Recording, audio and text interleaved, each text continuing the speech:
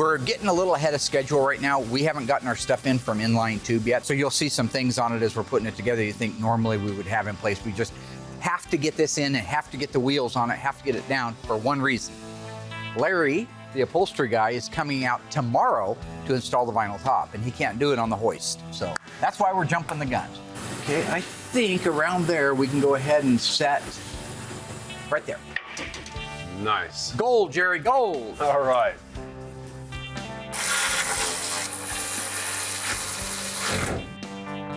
Okay. You got your shackles handy? Yes, sir. Let's lower that bad boy down, see if we can put some shackles in.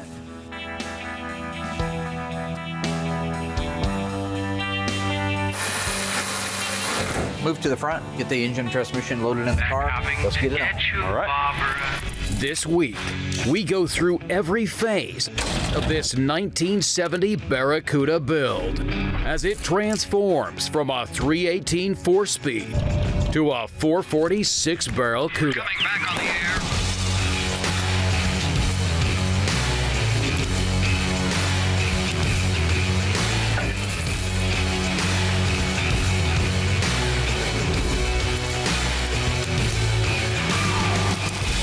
The unburied dead are coming back to life.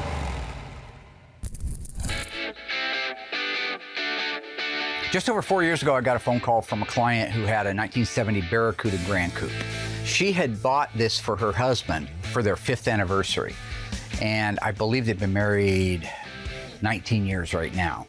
So that car has been a part of their family for at least 17 years. If my math, that's what I'm coming up with. He was looking to maybe get a Harley Davidson or a muscle car. Well, he loved Cudas, she knew that. So she did a little bit of sleuthing, looking around, of course, early days of the internet, and she found one down in Florida. It was a 70 Barracuda Grand Coupes, like Cousin Dougie's car. Remember I told you about his lemon twist yellow 318? Well, here's kind of the ironic thing. That car was a 318 4-speed from the factory. Now, it doesn't sound like a lot to you sitting there, and maybe at home you don't realize how unusual that is, but most of the 318 cars were automatics. But to put it into perspective, 164 1970 Barracuda Grand Coupes were built with a 318 and a 4-speed. So it was a rare car. Doesn't mean it's worth a lot of money, but it means it's rare. So she put a deal together to get that car, and she presented it on their anniversary. She actually had 2 pictures, she told me, sitting on a dining room table there when he came home from work. One was of the Harley Davidson he was dreaming about, and the other one was about the Barracuda. And he immediately picked up the picture and says, "I'll see you in a week." He went down and picked up the car himself and flatbedded it back. So when we took this vehicle in, we had just moved into our new shop here, and I was looking to populate it as much as possible. Prior to that, we were doing 1 or 2 cars a year, and I wanted to get a good, healthy backlog. So I did take on a lot of cars during that time. So this was one of the cars that came in. I was definitely intrigued at the idea it was a 318 4-speed, even though it wasn't going to end life that way. It was still something really cool I could show Doug. I like to document the cars. I like to make sure that I have everything written down. As this one's missing a fender tag, always was, so I had to go about it more sleuth style, where you go in and say, okay, does that footprint show that it had this transmission or this cross member or this rear end? How many holes are there in the firewall? Did it have this? But that allows me to create a database. So when guys like Dave Weiss, who write the books, who by the way just texted me a little bit ago asking my advice on something, so it is what it is. I like to have that data handy for him, you know? I don't need my name in a book, you know, to say, oh, you're the man. So I have a show. We've taken the 1970 Plymouth Barracuda 318 4-speed car and converted it to his dream car, which is a 70 Cuda 440 6-barrel, 4-speed transmission, Dana rear end. FE5 Rallye Red, which ironically is the original color that car started life. They're going to be very excited to see that car completely done. Finally, after 17 years, for the very first time, be able to drive it. So this little Barracuda was in pretty bad shape when we got it dipped, came back, and really got an opportunity to look it over. It had came out of the Florida area, as I had mentioned earlier, and a lot of stuff down there, especially if it gets close to that coast, boy, it rusts. And so it had a lot of work done to it, but a lot of that work just needed to be redone. Maybe it was tried to keep the repairs too small back when somebody did it, or maybe it just wasn't quite the way it needed to be. Bottom line was, we had a massive undertaking. Once it came back, it was a major job. George had to work both A-pillars, both of the hinge pillars, which usually are about the last thing to rust on these E-body cars. They were completely rotten, which tells you automatically that everything else pretty much from the roof down is rotten. So we ended up putting the main floor in it, the rear step wells, the under seat pan, all 4 frame rails, front frame rails, rear frame rails, both front aprons, the cowl, firewall, upper firewall, the roof skin. We were able to save a lot of the roof reinforcement, which is good because nobody makes it, but a lot of that was repairable. The inner and outer wheelhouses, quarter panels, trunk floor, the trunk floor extensions, the rear body panel, the Dutchman panel. I mean, really, literally, you could almost pull out an AMD catalog and go through it and say, here's all the pieces that we had to replace on it. But it's what we do. That's what happened on our Phantom Cuda. If you go back and you look at the guys that helped us out back at the installation center, they pretty much started the same way, where you just have like a section of the roof hanging in the air and maybe a pillar sticking up here and one there, and you build it out from there. That's what we do. So in that particular case, that car needed a lot of sheet metal on it, a lot of love to get it to a point where it could get moved over to the mudroom. But we have a good team of guys and they did a great job. Once we signed off on it, it was in a situation where it could go over there and start getting smoothed out. But that many panels being replaced on a car, you really have to take your time and QC everything. Everything can move. So you may have a quarter that's where it's supposed to be or it looks like it is, but make sure that the door goes up against it. Make sure that the new hinge pillar that they put in isn't a 1/4 inch forward or backwards, which is hard to make a mistake like that, but it can happen. But once I had an opportunity to go around the car and make sure, everything was where it was supposed to be, and I had good gaps and good lines on it, I could send it over to the mudroom. We were pretty far behind even at that point, so it didn't spend a lot of time in there. In fact, I think it went through it so fast we didn't even get footage of it going there. I think I snapped a few pictures about it. But with good new sheet metal like what we had, it was really easy to smooth out. And as soon as it was smoothed out, we could move it over to Will. Once he took over, then it really started becoming a car again. Once that red paint starts flying around, it becomes real.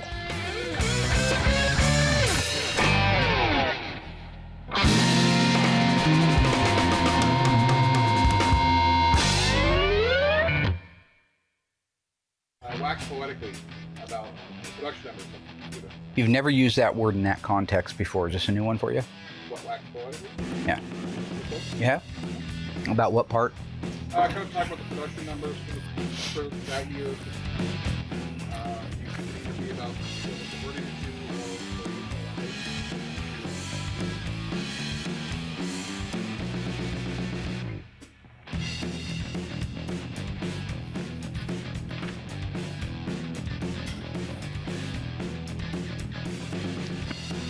So if you want to jump into the nerd numbers on this particular car, it started life as a Grand Coupe. That's a BP. First 2 digits of the VIN is a BP. Then it is a 23G318. Okay, it's a 1970 model.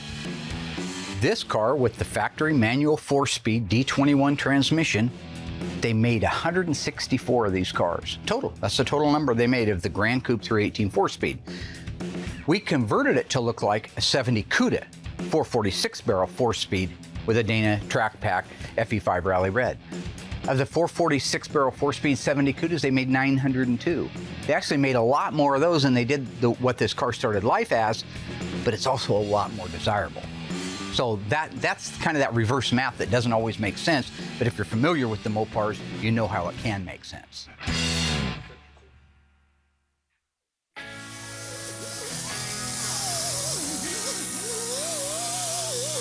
Well, that looks very good. Is it coming off pretty easy? What's that? Is it coming off pretty easy? Yeah, a little bit. The pre-paint's, you know, I go back and forth with it. Sometimes I love it, sometimes I hate it. But ultimately, I love doing it because there is no shrink back, there is no swelling, there is no issues in the final paint. The car's covered, makes the final paint job go that much quicker. And if, you know, we're all human, so if you do make a mistake and you see something that you missed, you see it in the pre-paint. Fix it up a little bit, put it in the booth, and that final paint just comes out beautiful every time. We have a new guy that had just started. I took him, kind of showed him some of the issues that need to be addressed in the engine compartment, which basically stripping it down to bare metal was just the best way to start, and you can really see what you're working with. Now that the engine compartment's completely stripped, I can really go through, assess the metal, really look at all the little details, because it's a camera area, so you do see engine compartments, and you see about 50% of them. But it does look good. A couple things I'll take the new guy through, kind of show him what I want to do. We'll get those things addressed, and then move on to the next process. That all looks really good. So next, we'll level the car out, and then I'll have you start inside the cab. You don't have to strip it down to bare metal, but I'll get you a DA and kind of show you what the inside of this looks like. I like doing new colors. So this is the first time I've done a Rallye Red. It's a gorgeous, gorgeous color. It pops. This car is going to be stunning when it was done. When I came back, there was one that was already done by the former crew. It was just a gorgeous car all the way around. So it does make it more exciting when you're doing a fresh color that you have not done. And when you roll it over there with some of the other great colors we have in the assembly shop, this is really going to pop with the rest of them.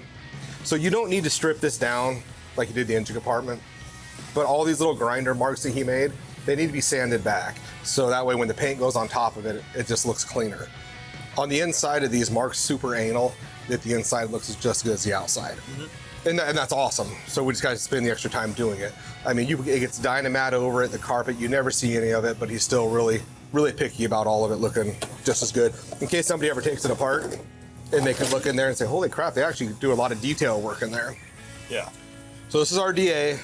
And you really can't mess this up. It's pretty self-explanatory. We do have some Bondo work to do, which I'll show you as we get further on in the process. But right now, it's just about getting all this sanded so the paint sticks and getting rid of all this crap here. Okay. So by taking the extra time to just address these little things, it makes it to where when we actually do the paint work on the jams, it looks just like the outside of the car. So it's just overall just a better quality for us. It gives us a better name, reputation, and the car just lasts that much better, and it just makes you more proud. Factory didn't do that, and a lot of resto shops don't do that now. But by painting every square inch, it'll never rust. These cars are covered top to bottom, so it's just the best and safest way to go.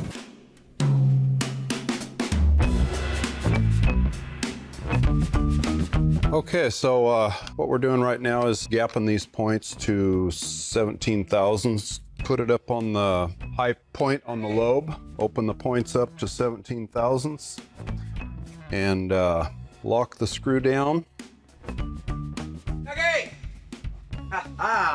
There's my man, my toucan Sam, my can of spam, my green eggs and his name. Ham. Green eggs and ham. That's him. That's what he does. Absolutely every time. You don't understand. You cannot wait to get the punchline out. If you know how the punchline goes and the poor guy telling the story is building it up real good, you'll slice those legs right up from underneath him and spew out the punchline. You do the same thing with songs too. I'm just out here to ask you a simple question. Last night got down to 30-some degrees. That's cold. Shotgun mic on. Testing. 1, 2, 3. That's cold. Yeah, 32 degrees. We ought to check things like Christine and the Little Dead Wagon and the other customer cars that still have the numbers matching engines in them until they got sent to us. Make sure that they don't freeze. Like, do you have a way of checking the antifreeze? I have an antifreeze tester here somewhere. I doubt I could find it. Well, when you buy the next one, because I just have that coming, that I just go buy tools, this guys just lose them. Could you go outside and check all the cars that have engines in them? Make sure they're all prepared for the winter, long winter's nap? Yeah, 32 degrees. I think now's a good time to check I them. think it is too. It's what we call frost or freezing. Uh-huh. My windshield was iced over pretty hard this morning. Took me 15 minutes to get cleared off. It's over too this morning, and you know the first thing I thought? God, I wonder about all the cars at the shop. I wonder if they've been winterproof. Okay, I'll go check them, Mark. Thanks, Doug. You're welcome. You're the best. Anybody seen Crazy. What?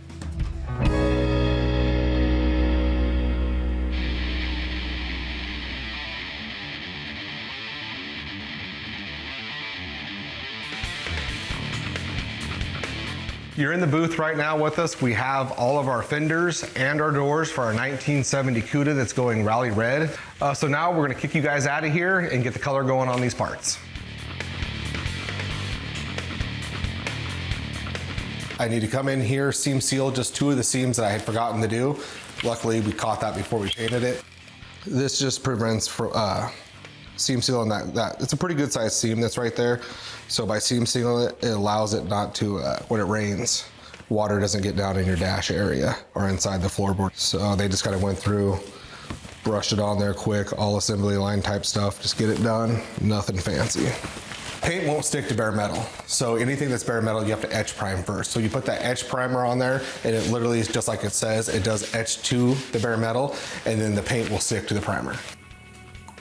And it's just a 2-to-1 mix. And then I'll usually do like a half a reducer just to thin it down just a little bit so it sprays better.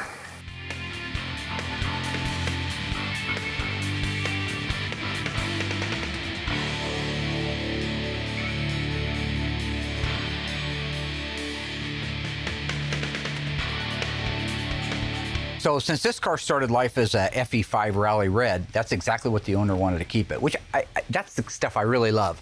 Yeah, we're going to convert it. We're going to take it from a 318 and make it into a 6-barrel car, but let's try to keep some originality in there, you know, as kind of a tip of the hat to Chrysler.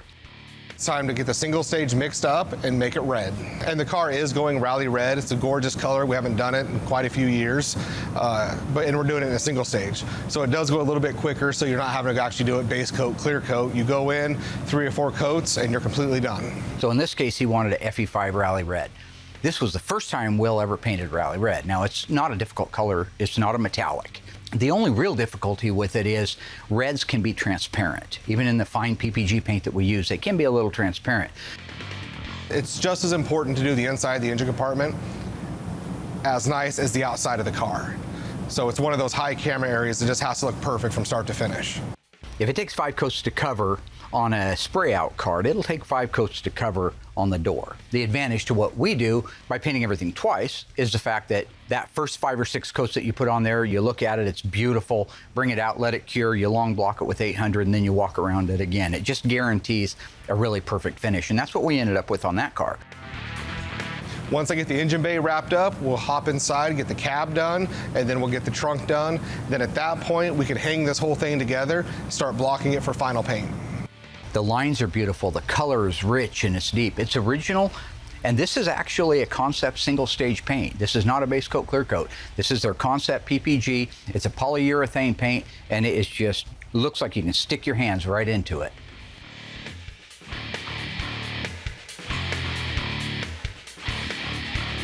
Got the engine compartment completely sprayed, that Rallye Red single stage covered pretty quick, looks gorgeous. So at that point, we'll let this just sit in the booth and do its thing and dry. And then as we move forward, we'll get the cab done, inside the trunk done, get the car put together completely, block it out, clean it all up, make sure the car looks perfect, and then do our final paint job on it. Go ahead and start screwing those in. And you can just tell the fender's gonna line up into place, beautiful. It's a 5-minute job, G. We should have this done 2 days ago, but you weren't here to film. And there's a lot of people at home that want to see you on TV. Because you remind the people like a happy time in their life when like Lucky Charms came out. Yeah, you make people think of their childhood. And your little pot of gold. No pot of gold. Okay. I do not Those little gold remember. coins? No. I guess I'm just kind of getting old. No, you're a leprechaun. They don't age, remember? You're not getting old. You stay that age forever. Like, you'll look the same. Like for my grandkids, like their grandkids, you'll probably still be working here. Well, it doesn't mean I'm not going to get memory loss. No, you don't age. If you watch Leprechaun, they stay the same. Oh, okay. Yeah. It's like a vampire. Oh. Only red. Well, I don't know if I can honestly complain goodies. about that. So me and Will just got done hanging. It's Will and I. If you're going to talk, use proper English, dude. Me and Will. It's Will and I. Haven't you already discussed that I'm a leprechaun? So the leprechaun over here cannot speak proper English. I'm sorry at home. But we just got done hanging the Cuda together back there. It was quite fun. I mean, it went together. There was some little quirks. We had to adjust some things. But I mean, I'm very happy we didn't scratch the paint. I can go over to him. He can finish up everything. And I don't see no major things holding us back. I don't see no major things. So the FE5 Rallye Red, you'll see that on quite a few muscle cars. It was popular, not necessarily as popular as the FC7, which is the plum crazy, or the Inviolet. That was the #1 color on all muscle cars for Chrysler in 1970. But I bet the FE5 Rallye Red or Bright Red in the Dodge lineup probably wasn't far behind it. And so when I look at that car, even though I love to give him crap and tell him I'm a better painter, he is a great painter now, despite how much I try to keep him down, hold him down, put him down, beat him down. That's my job. That's what I do. You remember at the end of 48 Hours, the original one, Nick Nolte kind of leans over and says, yeah, all that. And he says a bunch of stuff to him, that just keeping you down, doing my job. That's all I was doing. It's my job. Nick Nolte. I can't use the same words he did. They were very ugly words.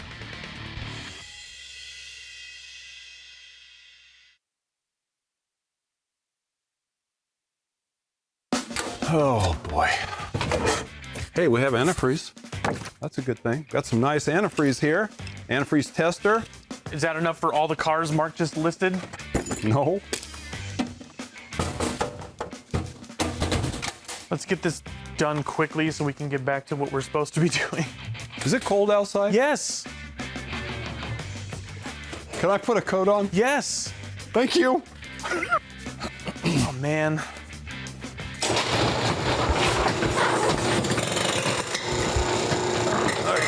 Here's how we put our coat on. There we go. I'm going in. Going in cold. Where's my glove? Where's my mittens? Has anyone seen my mittens?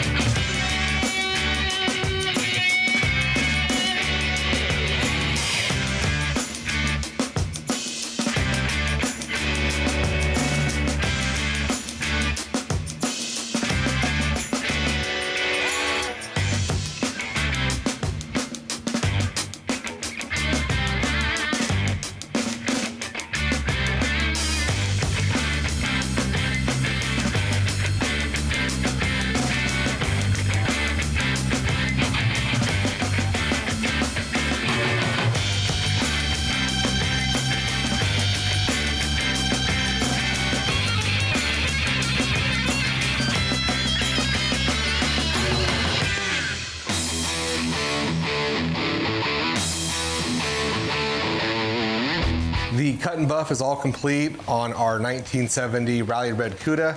I've rolled it outside where I'll get it all pressure washed before we go ahead with the undercoating and blacking out the taillight panel.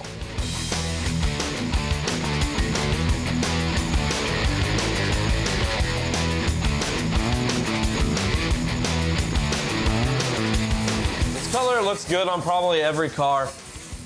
You want it in the second stall here? Yeah, that works. All right, you're clear? Okay.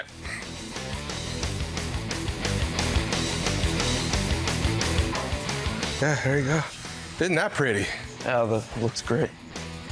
It's nice to see a new car over here, especially a new color, isn't it? Oh yeah, It's a pretty straight car. nice bright color. Yeah. And that's straight, that looks really good. Thank you. So right now I have Doug and Ezra over there in the assembly shop building out Sipes' rear end for his Cuda. Originally, when I spoke with the owners about the car, I knew they didn't have just like multiple dollars to throw at.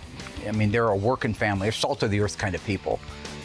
So originally my budget didn't have to put the Dana in it. All 444 speeds would have had a Dana rear end in them in 1970 or earlier and later.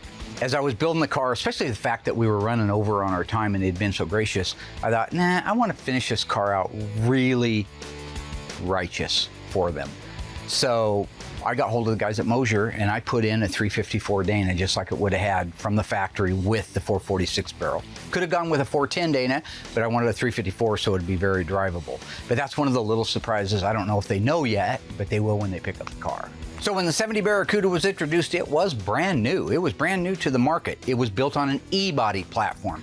It was wider, sleeker, lower, great looking car. The earlier ones, the 69 and back, which we have some here, they were a small bodied car. They weren't nearly as cool, as sleek, as sexy as the 1970.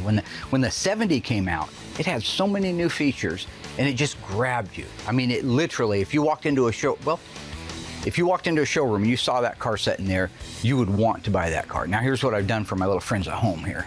This is what I do. I got a fertile mind, my mother used to say.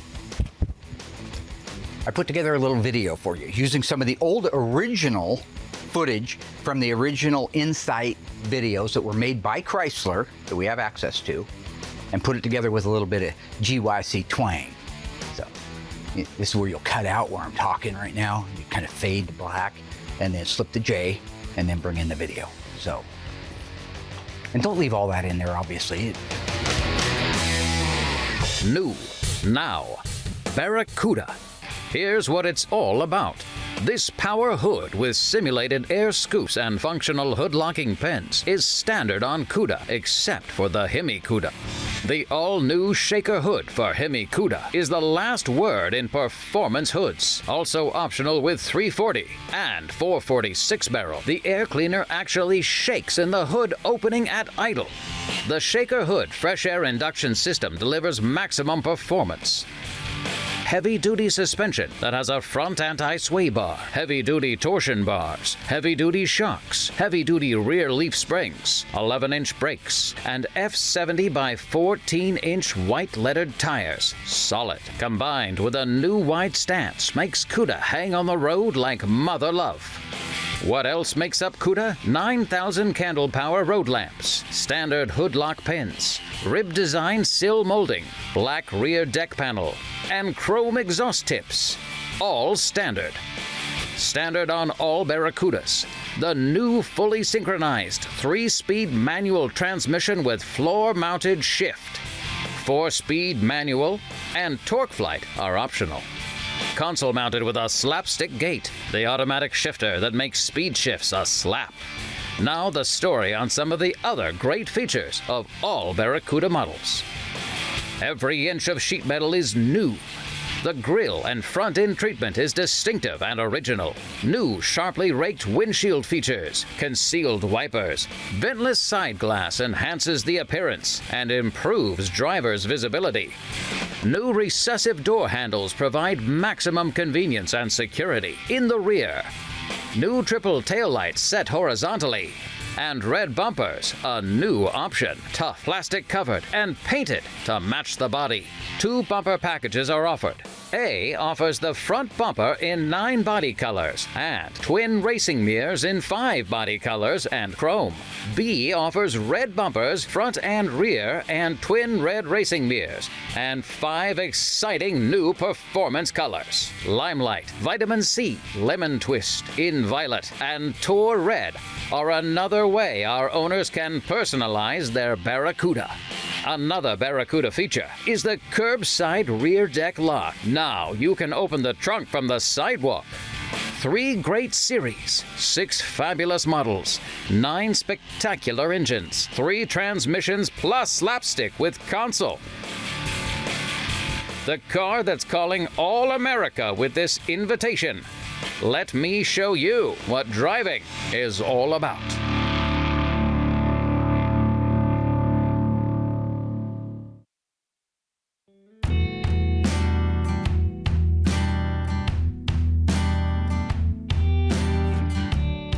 I don't typically, like, it's not in my DNA to be regretful, all right? So, but that doesn't mean you're not mindful, all right?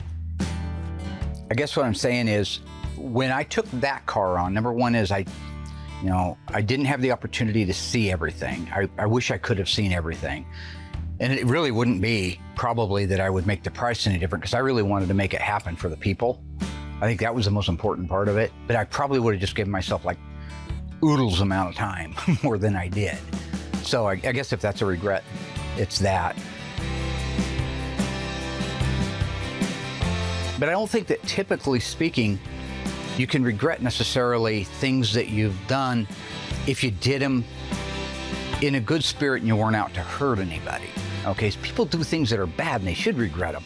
And if they don't, they're sociopaths. Ted Bundy is a guy, sociopath. Our camera guy is sociopath. But for me, my biggest thing is I have a big heart. And so when I make a mistake, like in this case, and underestimate the time by a couple of years, and we have some out there like that, then I feel like, I didn't fulfill my obligation as the dream maker.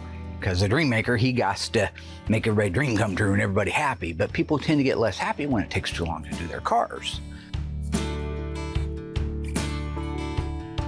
If I look back and I'm reflective about it, I think, okay, one is, and now today when we take a car on, I'm much more liberal with the times and say, I cannot control so many things. There's so many parts on a car that I don't have the opportunity or the insight or the knowledge, and I haven't been down that road to find out what all I'm going to be missing. I just have to say, we're going to be prudent. We're going to work on a steady basis.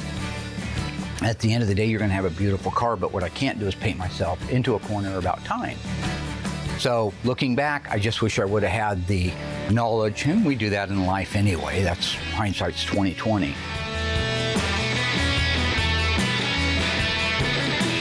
And then I think that at that point, if you tell somebody that, they have the opportunity to say, look, I want you to do it, but I ain't got 4 years. You know, I just don't. Because there are shops that probably could do it quicker. I wouldn't say they do it better. They probably wouldn't do it as good, but they could do it quicker. They probably wouldn't do it any cheaper either, to be quite honest with you. I keep our prices way in line compared to some of our competition that's out there, and we don't have a lot. But the guys that are in there swinging the bat with us in the cage, they're double our numbers in price. I have one advantage that my competitors don't have, okay? And that is that I have a television show. And I know the networks don't get happy when I talk like this, and you guys can edit it out if you want to. But because we are in that position, and because we don't ever say something that's not true, I won't put a part on a car. If you give it to me, I couldn't care less. If I don't like the part, I'm not going to put it on the car because it's the people and my reputation that I have to worry about. But people do want to work with you, and they are more amicable, and you can find yourself getting a better discount than the guy down the road. One is we do a lot of cars and a lot of parts, so we should get a good discount. But the show doesn't hurt anything as well.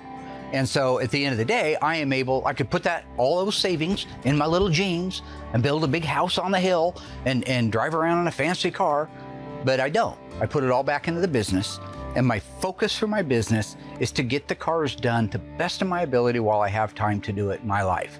And I'll never regret that. If you want to know if I got any regrets? Sure, but that's not one of them.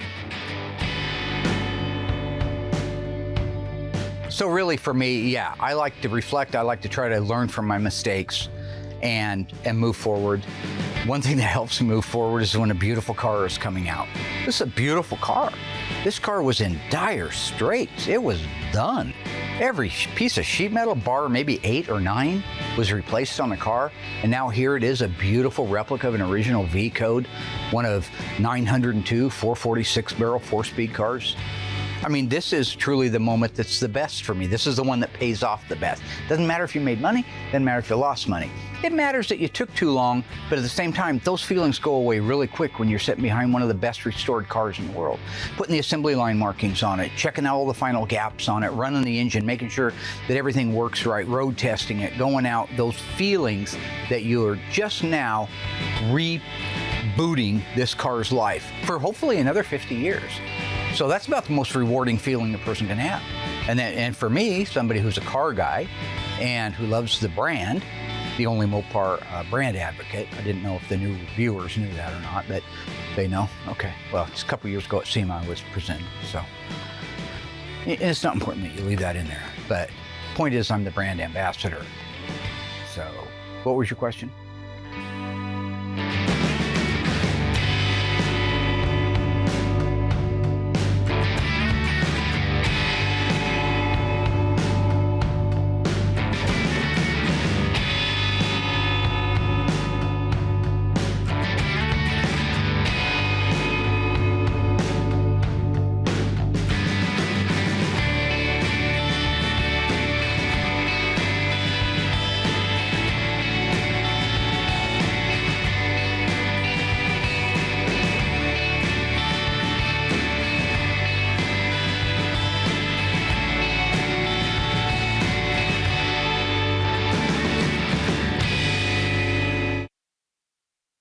Yeah, so one of the things that I like to do is, one of the things that I pretty much require, at least they say lead by example, don't screw around right then. I mean, there's plenty of time for jokes, right? I believe that jokes are very important. I think they build morale, but when you're putting an engine in a $100,000 car, that's probably not the time to be goofing around and playing, if I can say that word. I think I can. Is that on the censor list? Yeah. Lots of bleep. Yes, a bleep ass? Yeah. Oh, that's ridiculous. Get my lawyer. I'm calling Johnny Cochran. Okay. One of the things the client wanted on this car was the optional, didn't start life on this car, but you could get it, was the rubber bumper. But there's a guy, Tommy the Crico. I love Tommy the Crico. I met him at SEMA a few years ago, and he said he was going to start making them, and he does. We've pre-fitted on the car, and it fit better than the factory ones did. The original factory ones still had problems. A lot of times they weren't wide enough, and they just suck up right against the body, and it would cause it to chafe and rub the paint off. This fit beautiful. Other than just finishing some of the edges that needed to be sanded out, it was a beautiful part. So yeah, I gave it the green light, gave it my blessing to get it painted red and put it on the car. And boy, it really does set off that car. Hey, okay, the thing that we mentioned earlier about the My Cousin Vinny. Okay, so Mark's brilliant idea of the week. He wants to recreate large portions of My Cousin Vinny. You know about the Yamaha we're building for SEMA? I don't. Yeah. That's next year's project? Yep, 1972 Dodge van. It's already in the works. Are you gonna finish this year's project maybe first? You've been around ODL a little too long. No, it's just, I think it's a legitimate question. I mean, okay. How can I help you help me? Okay, I looked What into courthouse did you find to do it with? Okay, courthouse I called. We can't actually shoot there. No, that's the one we're doing it in because that's the one that looks exactly like the one of My Cousin Vinny. How have you been in that courthouse? I've been in that courthouse when I was a kid because I wasn't a spooner like you. I didn't have everything handed to me. I didn't have everything handed me. This is that Wahlberg stuff I was talking about? Yeah. Uh-huh. No, that's a good ratio. Yeah. Okay, so you got that. Yeah. You got The that. courthouse was. That's yeah, done. That's not gonna happen, did you but- get the actor? Doug's gonna. Do some Doug's acting lessons. And Alyssa. I haven't And Tony gotten was to saying. that. Yeah, they all. Get 'em all done. of you guys You're need running acting out of time. lessons, and that's you as well. I'm assuming. So, I don't need any. I think you know that. do you wash those? Yeah, I wash them. Okay. Okay, why don't you not worry about that and worry a lot more about Yeah, so my back scene, to the My list. Cousin Okay, Vinny. so the period clothing's a little weird because that's Marissa like 1992, you know, and I don't know about that, but It sounds to me like you're doing an awful lot of pushing back. well, no, I'm over just the saying cake. that over the years we've all encountered a lot of different ways that Mark tries to end an argument or a discussion and sort of get the last word in. His go-to things are insults, but he's the director. So I don't care. He's not directing this. Talking over you. I thought you wanted to direct. I'm directing this. Movie quotes. You're Okay, so like Stallone directs all You're of gonna his direct fights. it and starring. Are you? Today was the trump card. He just started taking off his pants. There goes the button. No, I got other things. Here goes to the do. zipper. I know I got to You ready? deliver an episode. I'm going. But I just wanted I don't to let care. you know. They can that blur that's- it.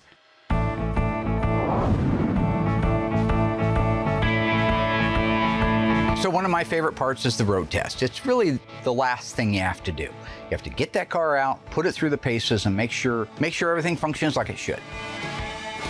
Because one of the things I put in my agreements is that I will put the car back in its original assembly line condition relative to safety, function, and appearance. And that's all three. That's the big three. That's the Trinity. Not to get biblical on you, but that's the big one.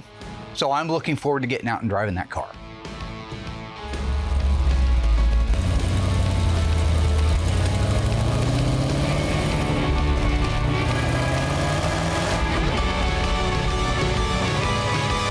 So we're just taking the Cuda out on our maiden voyage. We just finished all of the undercarriage markings and installation of the decals. So this is the first time we get to get out on the road. So far, so good. We just left the shop. Boy, these old gearboxes, man, they are just noisy as heck. I mean, it's not a bad noisy. So there's first gear, feels good. Second, nice shift. Jamie back there at Pass On did the 4-speed in this.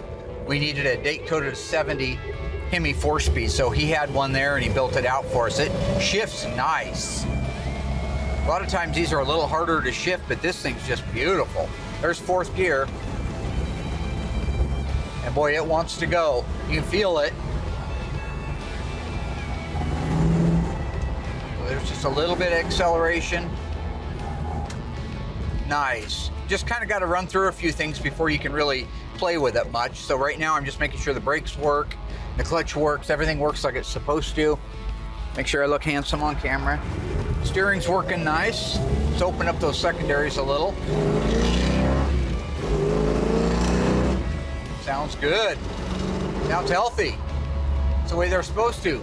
So that thing's when it's idling around, just so you folks know, It's running on the center carburetor until I stomp it to the floor. Center carburetor is 350 cubic feet per minute. The outboards are 500 each. So under full acceleration, foot to the wood, everything on, it's 1,350 cubic feet per minute. So you guys that had 780 Holley double pumper dual feeds back in the day, and you had an 800, or maybe you had one of those great big 3 barrels, nothing compared to 1,350 CFM.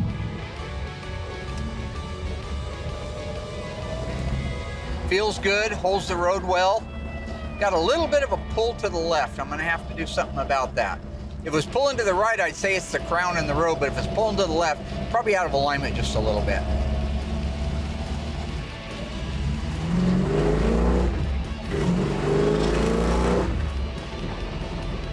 So going through the corners, I set these up at about 2 degrees of caster. That's the most we can get out of it, positive caster. And that allows it to hug the road real nice and for the steering wheel to turn back like it's supposed to. All the gauges are working. We have fuel, temperature, oil pressure. Amp gauge is working, it's charging. Tachometer's working great. Speedometer's working. Even our digital clock's working great.